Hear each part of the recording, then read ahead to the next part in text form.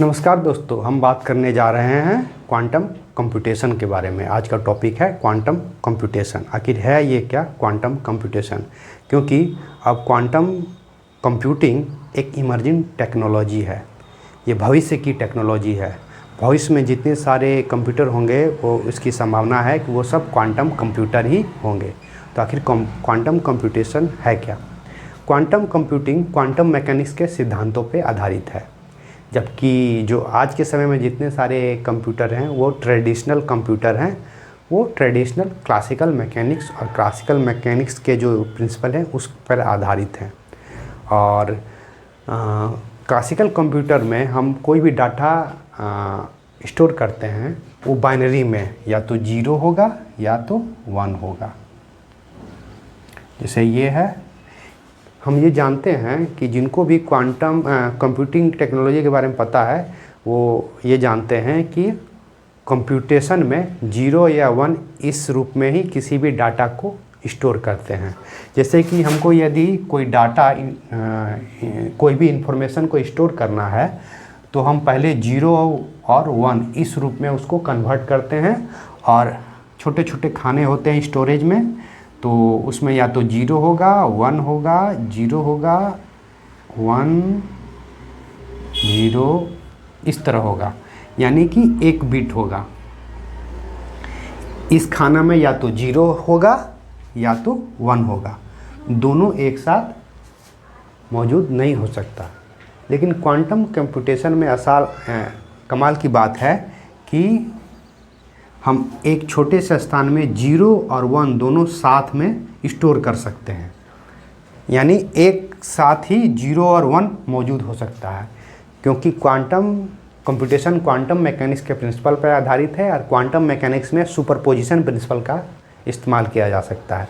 जैसे कि classical computer जो अभी हम यूज कर रहे हैं उसमें बिट का इस्तेमाल होता है, बिट यानी 0 या 1, और इसमें क्यूबिट का इस्तेमाल होता है, 0, 1।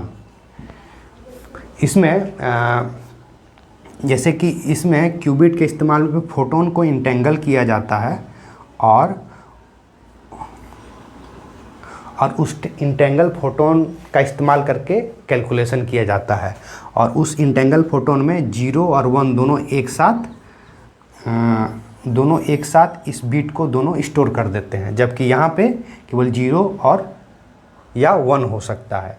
इस कारण से क्वांटम कंप्यूटेशन के बारे में कहा जा रहा है, क्वांटम कंप्यूटर के बारे में कहा जा रहा है कि वो आज के सुपर कंप्यूटर से, जो मैक्सिमम पावर के सुपर कंप्यूटर हैं क्लासिकल सुपर कंप्यूटर से, उससे एक साधारण क्वांटम कंप्यूटर 1000 गुना शक्तिशाली होगा।